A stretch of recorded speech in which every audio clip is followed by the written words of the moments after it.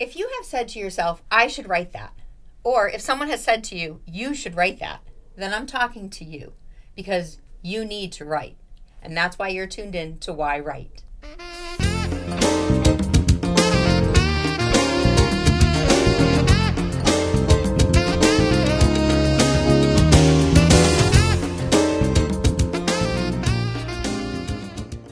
Hi, welcome to yWrite. I'm your host, Angela Grout, and thanks for tuning in to another episode with conversations with writers about why they write. There are so many different reasons to write, and everyone has that story inside of them. You've heard me repeat this on every episode, and the reason why I have this show is to not only understand the why behind what writers write, but the why behind what you have inside that you should write down to share for your story. Some of the stories we have inside are education that we have, our wisdom, our experiences that we have that we should share with others.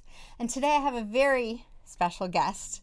I'm very proud to have this guest in because she's sort of a relative of mine, and I'll explain that in a minute. But her name is Brooke Nye. And Brooke Nye is a speech and language pathologist with the Stepping Stones groups. And she works with 6th to 12th graders. She has a lot of experience working with a lot of children of all ages and even adults doing speech and language therapies. She studied communication sciences and disorders at the West Virginia University, and she holds a master's degree from St. Rose.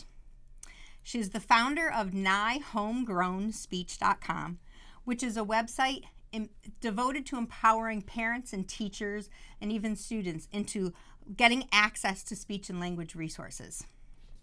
She has a major passion, and she is not only a mom herself, but she's, she is the mother, I want to make this a tongue twister in a minute. So she is my goddaughter and my niece, Brooke Nye, and I want to welcome her to the show. Hi, Brooke. Thank you. I'm so glad you're here. It's so exciting. No, I'm so excited. You know, I'm so proud. I mean, you know, I have known Brooke obviously since the day she's been born.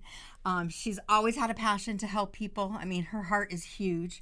And now she's, you know, a little bit followed in my footsteps. I want to say I was a little bit of a role model that here you're writing books. Yes. And you're developing programs.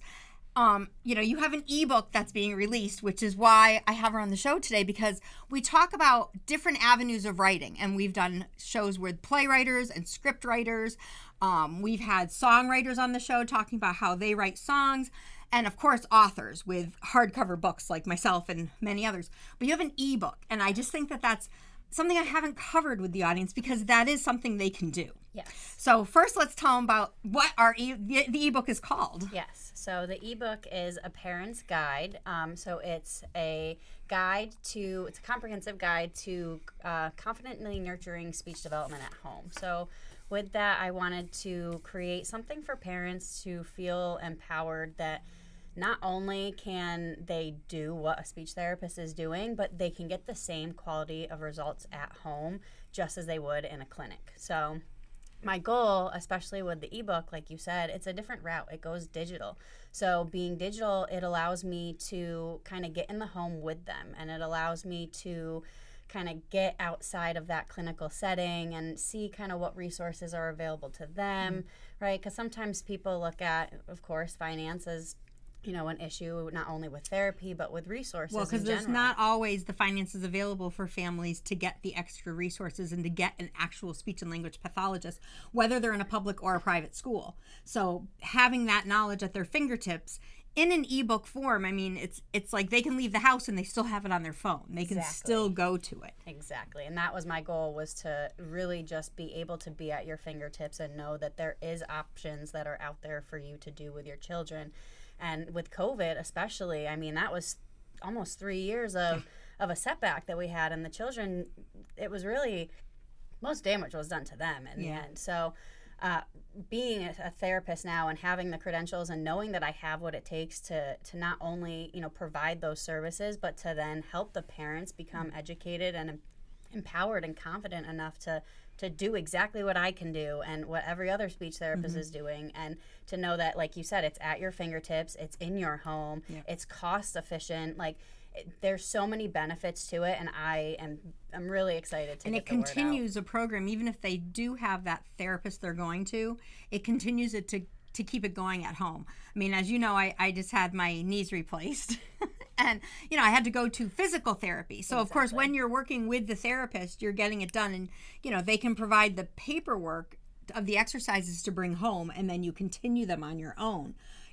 So this is a little bit similar to that, but you have such a very intensive, comprehensive book of so many examples of what to do and how they work. Exactly, and that was my goal at the end of it, was to really just have that comprehensive guide to first build confidence, and I'm hoping, like I said, this is just the beginning. I have so much that I have in store, so my goal is to build essentially a community where parents can feel like they have someone else to talk to and someone that they can communicate with, other than, like you said, possibly the speech therapist that they are seeing at the moment, but just having that extra opportunity to feel like they can do it. And it is about community, when, you're a new mom. So, as being a new mom, it's like when you meet other new moms, you can share your experiences and you learn from each other. So, yes, you can go to the doctor or the breastfeeding consultant and get the expert advice, but a lot of times just being in that community provides the information you need. And I think what you're providing is just awesome. It really is. She says this is just the beginning. It's not the beginning. She's like in the middle or something here, because you've started this Nye Homegrown speech.com. Correct. And on it you have more things you've written. Correct. A lot of things, a lot of tools and worksheets. So, tell them what these are, because the fact that you have an ebook available for parents and caregivers and to help other therapists, you have a lot of other resources. Yes, so kind of going off of that, I work in a public school system, so I see the ins and outs of what goes on inside the education system, and then now being a mom myself, I'm kind of just learning the ins and outs of what I want my child to have. So it's been an interesting fluctuation of trying to, decipher what is a positive and a negative, so to say. But doing that, it's allowed me to see what I believe is positive for children to learn, as far as life skills and stuff like that. Like, they're not learning that stuff in the education system. Right. So I started creating tools, worksheets. I mean, I can put them in different forms, but things that the kids can do that will allow them to learn how to understand, to be a human in society. Well, and it's really great for programs that are catering to, children with special needs. Exactly. Especially, the special education and people with speech and language. I don't like to use the word disability, but, if they're falling behind on their speech and language, you have great worksheets on how to develop them, how to encourage them, and how to keep it going. And I mean, I definitely know the homeschooling programs love this stuff because they're always looking for worksheets and guides on how to do this. And you're talking about a very specific, concern we have with children, making sure their speech and language is widely developed, but especially when, there are concerns and issues. That's, a whole nother beat. And if you're at a homeschool, it's hard to get those services. Yeah, no, homeschool and even just children in public schools. I've learned just from asking parents and asking around in the community that it's difficult for parents to even understand when their child might need services or how to ask to get services, and the route that you might need to take and stuff like that, as far as getting the available services, because they're free in public school. So all parents need to do is understand what questions to ask and who to go to. And I've noticed that is a big block sometimes that people get into, and especially with COVID now, like I said again, there's setbacks. So parents want their children to get these services, and they need to know how to do that. So I want to be there, and I want to provide them with the knowledge that they need to not only allow their children the potential that they have, but to get them the services and to get them sooner than later. So I mean, this comprehensive guide, tell them the title. I gotta look through my notes because I did read it the other night and I meant to bring in my copy and I didn't, but I will put the link below, and I definitely will throw a picture on there because I feel so bad about this. But the ebook, so you're releasing it now. It's available to the public. Correct. Yes, it's Unlocking Your Child's Potential, a comprehensive guide to confidently nurturing speech development at home. Yeah. So you come up with the idea that you're going to come up with, write an ebook. Did you always know it was going to be an ebook? I didn't know it was going to be an ebook until probably 2 or 3 months ago, because originally I wanted to kind of create the community right from the start. Yeah. But I got into the point where I realized that money was blocking me from finding a space to do that. Yes. So in order for me to tackle my goals and still reach the people that I want and the audience that I want, I look digital. And that's where I ended up doing a course over the summer to kind of teach me those skills. And once I learned them, I just jump started on it. And it was... So when you're writing an ebook, do you sit down every day? Did you wake up every morning at 3 a.m.? I mean... There was a lot of late nights till like 1 a.m. and that was tough with the baby, but...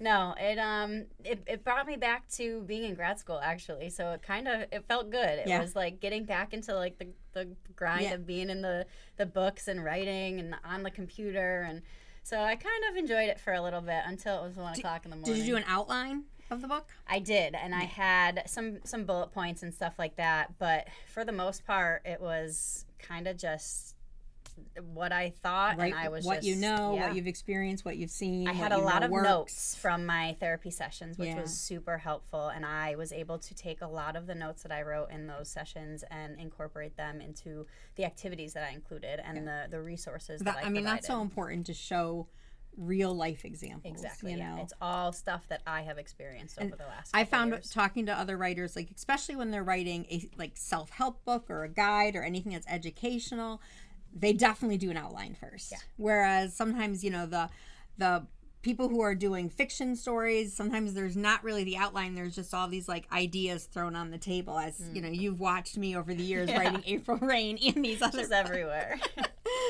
Sticky note here, sticky note there. I'm like, Brooke, what do you think of this? What do you think of that?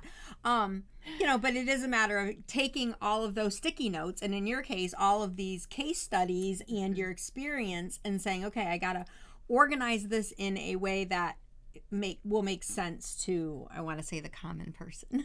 Well, and that's what was fun about it, was that when I was in grad school, there was times where I felt hopeless. I mean, I was getting the information handed right to me, and it would go in one ear and out the other because it wouldn't make sense to me. My brain just wasn't clicking in that format. So I was trying to go back and like think of those moments, like when I didn't understand it, what was a way that I could manipulate the wording so that a parent could understand it? Because that's my audience is parents who want to help. They want to do exactly what I'm doing, but just don't understand the terminology that goes along with it. And you're 100% right, because you can give somebody that list of do A, B, C, and D. Exactly. But if they, people like to learn through experience. I mean, I personally am a visual learner, so it's like, for you, I'm almost saying it like once you graduated and went into the world and actually worked with real clients, and now you have all this experience that as you're working with them, you're like, oh yeah, I remember this in class, and now all of a sudden it clicks because you're having the real life experience of those A, B, C, and D. Exactly, and you're putting old clients in, and you're using the perspective that you learned, and you're putting it with new clients, and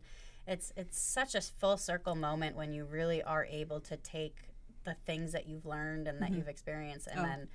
But I feel like I'm doing even more because I want to share it. Like I want to give that information that I've learned that was my full circle, and I want to put it out there so that parents can feel empowered and confident. And that is my goal, is just to reach those parents, if they're in speech therapy, their children or not.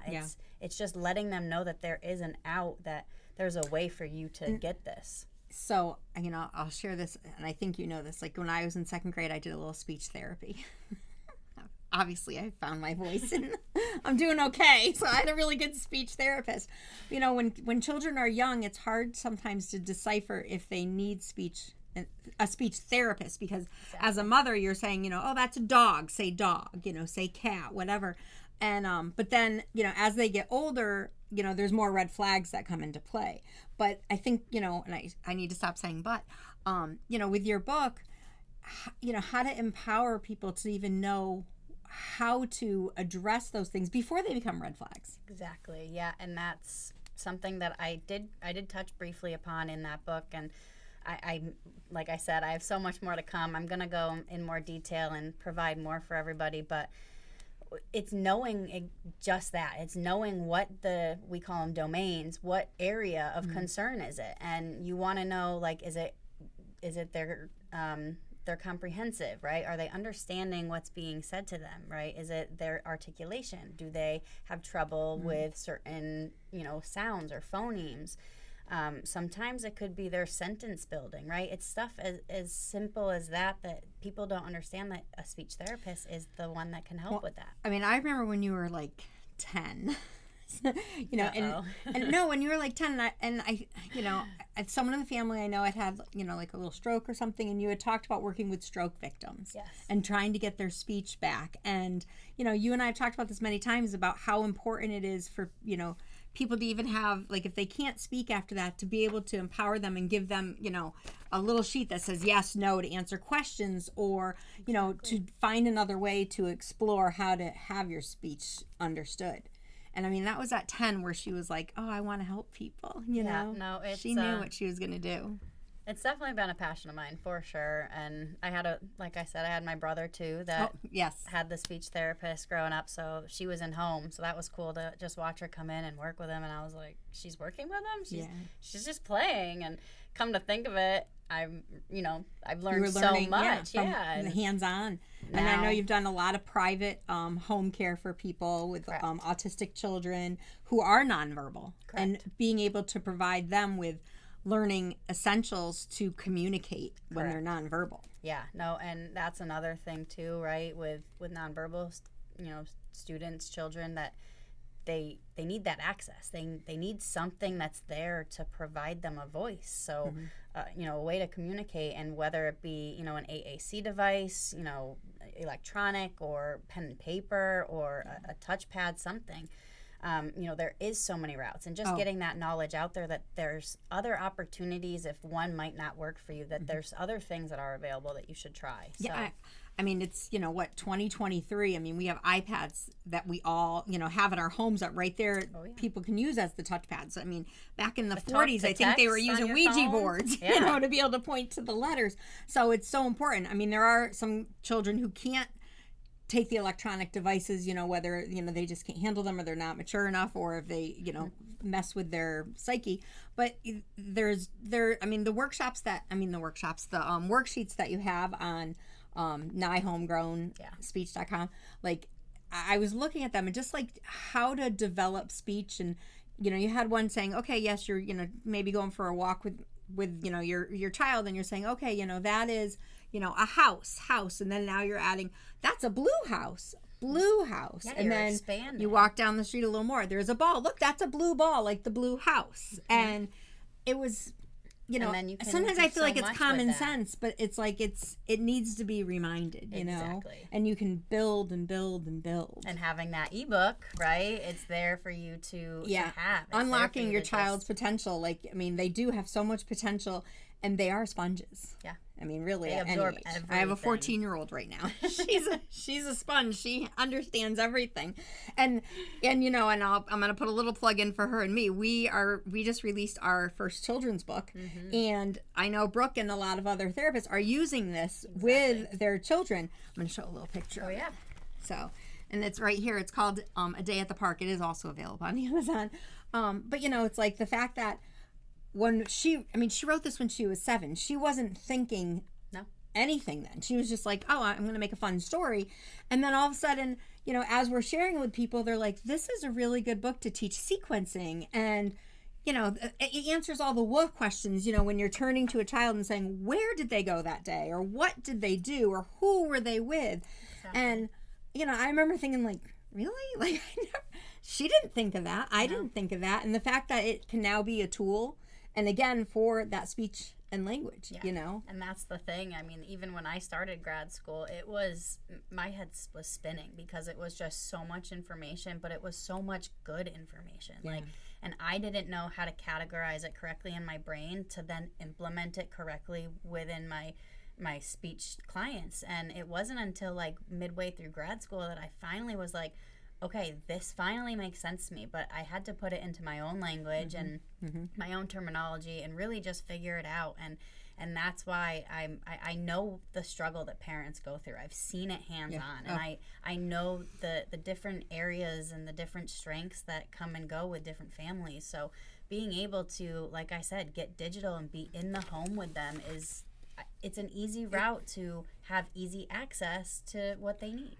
I mean, years ago, I'm going to say it was years ago, it may still be now, you can tell me, but parents depend solely on the teachers and therapists to educate their children and to get help. It seems like it. And now, especially with the COVID situation, people have had to take on more responsibility and say, if their child was having a problem with their assignment on Zoom, I mean, the parents are sitting down and going through this with them. And for a child, even an adult who's home and, needs that speech therapist and they don't have it coming in through Zoom or to learn lifelong skills. I know you've done some things where, you've taught them even how to count change, how to be self-sufficient. Yeah. Just any life skill, honestly. It's just so important, and like even just simple vocabulary that comes with it. I mean, you see nowadays that children lack vocabulary skills, and we wonder why. And I try to link it back to something, but it seems like COVID was the main thing, and it was. We like to blame that for everything. I know, but the lack of resources that they were provided, and part of me just like wishes that I could have been there a little bit sooner so that I could have been in the homes with them during all of this. But I mean, there's only so much we can do. So going forward, it's like, that's my goal, is I want to know that I'm able to help people if anything were to happen, that there is the possibility. And so not only can they get your ebook, I know you have a free download right now. Correct. So they go to Nye, Homegrown, speech.com. They can get the free download of kind of a smaller ebook. Correct. It's an overview, and it gives you the details so that if, in case you don't want to buy it, you at least have an idea and can work off of that. But then if you want to dive deeper, you have the opportunity. So, all right, let's go back to the ebook thing. So you sit down every day, every night, whatever, and you're working out the details of making this into a book. Now you have to format it. Oh, yeah. And, I got a sneak peek. I've seen it. Obviously, I read it. So you have the headings and you have the subheadings.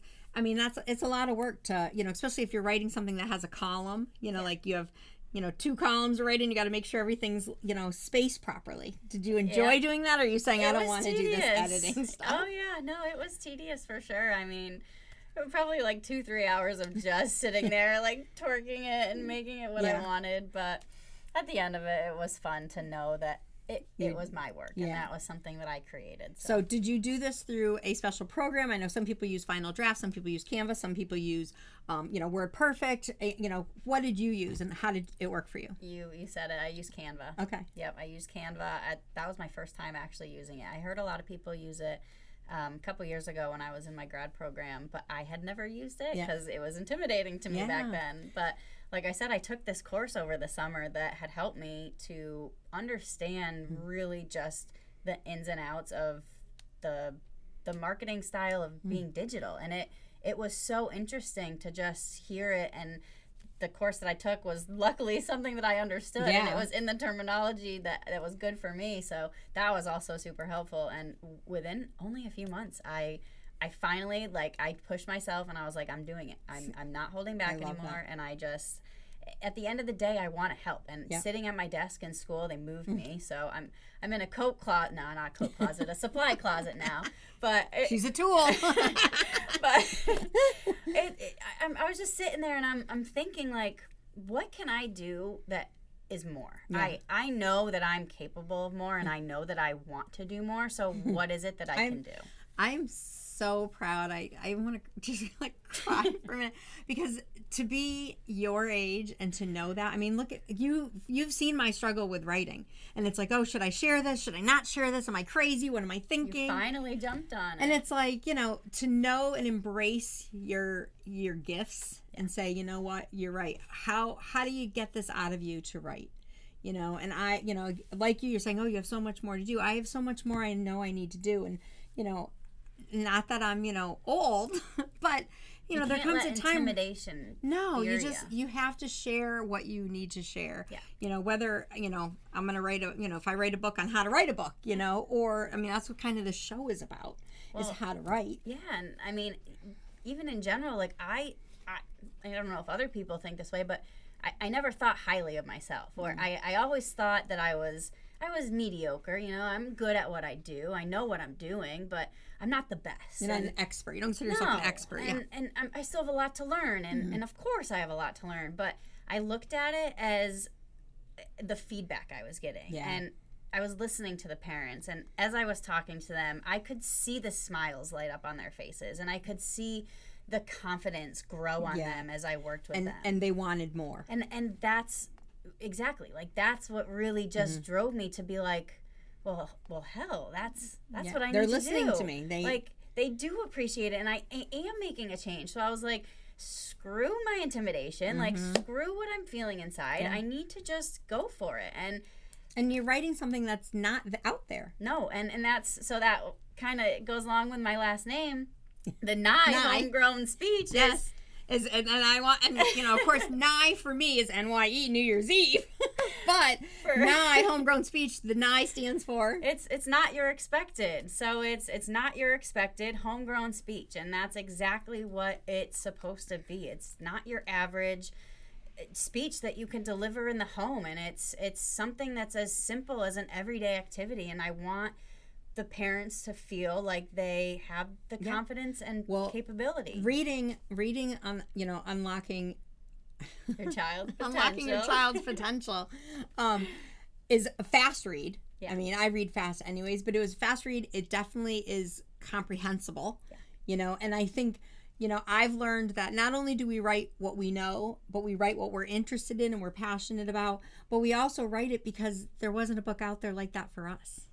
You know, and, you know, with all of my books, it's been that way. And even with this show, learning how to get your story down, having the confidence to share it in whatever format someone wants to share it, an ebook, an audiobook, a video, a hardcover book, a softcover book, a little tiny journal that they want to hand to their kid one day. Yeah. You know, it's like getting over that hump is kind of what this show is about for me, because when I was doing this, I didn't find a show like this. Yeah. To say, oh, really? You know, empower me, encourage me, inspire me. And you know, I hope that this show is going to inspire someone out there to realize, yeah, we can write an ebook too on what we know. Because, I mean, Brooke's done it. Yeah. And, you know, we're talking less than a year. I was going to say, like, less than 6 months. Yeah. It was, once school ended, the school year, and I had the summer break, I was like, I need to do something. And when you put your mind to it, you can do it. I just had a guest on the other day, Rosemary Santinello from Agawam, and Brooke is also from Agawam. She lives in Connecticut now. But, I mean, she came to me and said, I want to write a book. This is what I want it to be. So I coached her through it, and she was so dedicated. We had it done in less than 3 months. Yeah. Start to publication. Oh, yeah. So, like, the initial meeting where we just sat down, outlined it, like I imagine you did, and then, you know, you have to put the pen to paper. You have to do that work. If your mind is there, you're going to get it done. And the support system is always a plus. Yes. I mean, I had my husband who was amazing through the whole thing, and as far as the whole digital aspect, his patience is way higher than mine. So we're gonna give him the credit as far as helping got a little with dedication to thanks in there. But yeah, no, it's a learning curve, but it's a good one, and it's something that if it's out, that's your passion. Yeah, you have to do it, and you got to jump on it. We're running out of time, and I would love to talk to you more about even how to expand your audience, but we'll have to talk about that another time, because I know, you know, you're trying to reach audiences in order to get the book. Correct. So right now, let's tell them where they can get this book. Yes, please go to www.nyehomegrownspeech.com. From there, you'll see a link. All you got to do is plug in your name and your email, and it'll be right to you. So that's how quickly digital works. Amazing. No stamps, no nothing. I mean, you got to do that. Brooke, thank you for coming in. Thank you so much. I'm so proud of you, and I know you're just going to improve so many lives everywhere and really make speech and language something that's accessible to everybody. Thank you. I'm so excited. Thanks. Well, you know, you're going to write an ebook. What are you going to write? You know, there's a lot we can talk about, and we're going to have another show again next week, and I want to thank you for tuning in every week to watch an episode of yWrite. I thank Brooke for coming in this morning, and I thank Studio 954 for allowing me access to have the show. And at this point of the show is when I give you a prompt. So pick up your pen, grab a paper. When the show's over, set your timer for 5-10 minutes. And I got a little bit of a longer prompt for you today because what I want you to do is I want you to write down 3 things you know a lot about. It might be you know a lot about cooking. It might be you're really good at making an apple pie. It might be that you're good at knitting. It might be, how to breastfeed. I don't know. Write down those and then pick one of them and just start writing about it. Share your wisdom, whether it's through education or experience. You really need to put that down. Who knows? Maybe you know how to build a computer or write a podcast or I don't know. Let's see what you're going to write. So let's write what you know today. All right. Have a great day. I will see you next time. Thank you so much for joining me on yWrite.